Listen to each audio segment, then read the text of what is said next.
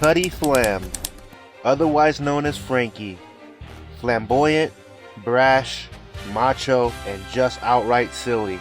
But if we had to describe Franky with just one word, it would definitely be Super! In this character analysis video, I'll be diving into one of the most unforgettable members of the Straw Hat crew, our larger-than-life man of steel, Franky.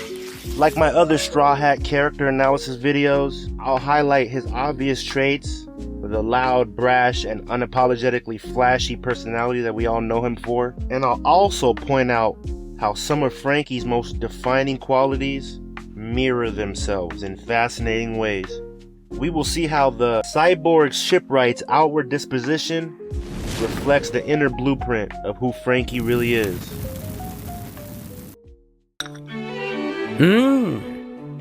Good smell! Flavor! For starters, Franky is brash and loud. He's over the top, flashy, and is always drawing attention to himself. For example, in Water 7, chapter 335, Franky appears by explosively singing and dancing with the Franky family sisters. His entrance is intentionally flashy and over the top, immediately drawing all attention. Speedo on, clapping his hands, and striking a pose. Matter of fact, Franky rarely passes up the opportunity to strike his iconic super pose. Prime examples in Thriller Bark in chapter 457, or even at a young age when he celebrates when his battle Franky, number 35, defeats a Sea King in chapter 355. But like I said in the beginning of the video, his characteristics mirror each other. Although Franky is loud and brash, he is also thoughtful and gentle. He shows deep care in quiet ways, like respecting shipwright traditions.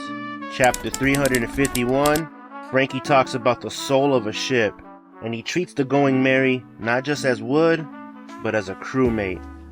His respectful explanation on why the Mary could no longer sail, or the Cloboterman, shows his deep reverence for shipwright tradition. Another example of his thoughtfulness is when he crafted the Sunny for the crew's dreams.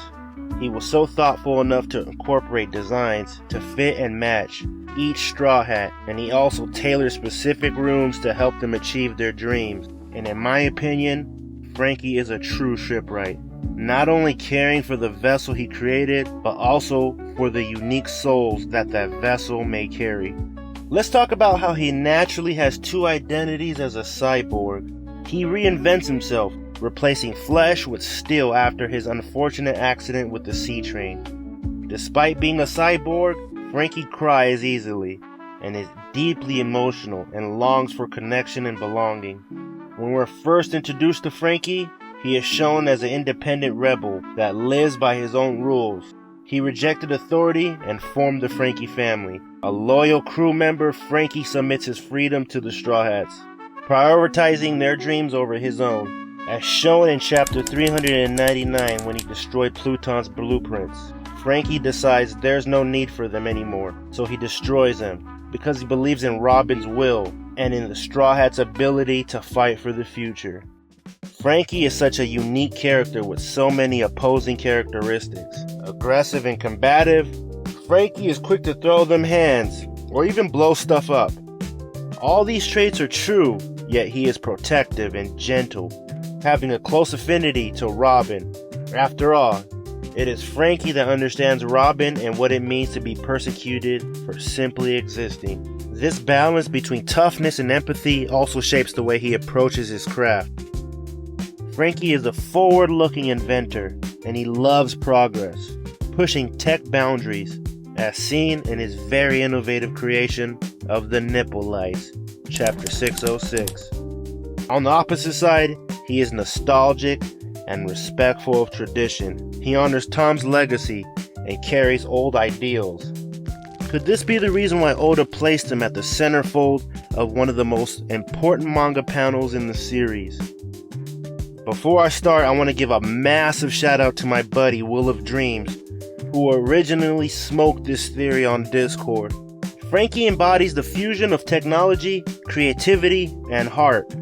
By placing him at the centerfold of the Elbaf mural, Oda could have been highlighting how shipwrights, are the bridge between eras. Water 7 emphasizes progress and decline.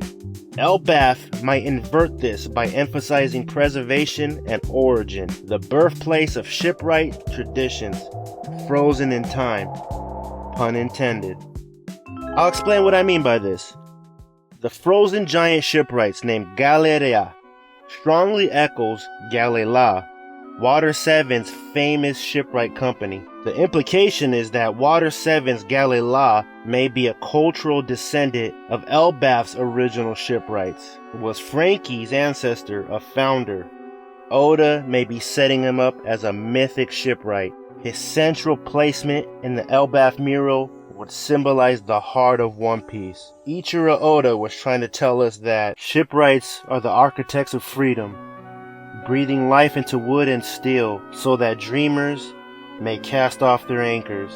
They do not simply build ships. They craft vessels of destiny that sail the boundless sea of dreams. This has been fun, guys. I love doing character analysis videos. The last one I did was Nico Robin. I try to do them before we enter an arc where we meet a new Straw Hat. The next one will be Brook. It won't be for a while, but that one's going to be my favorite. I'm going to try to jam-pack that one with lots of soul. Like, comment, and subscribe. I'll see you at the next one. Feel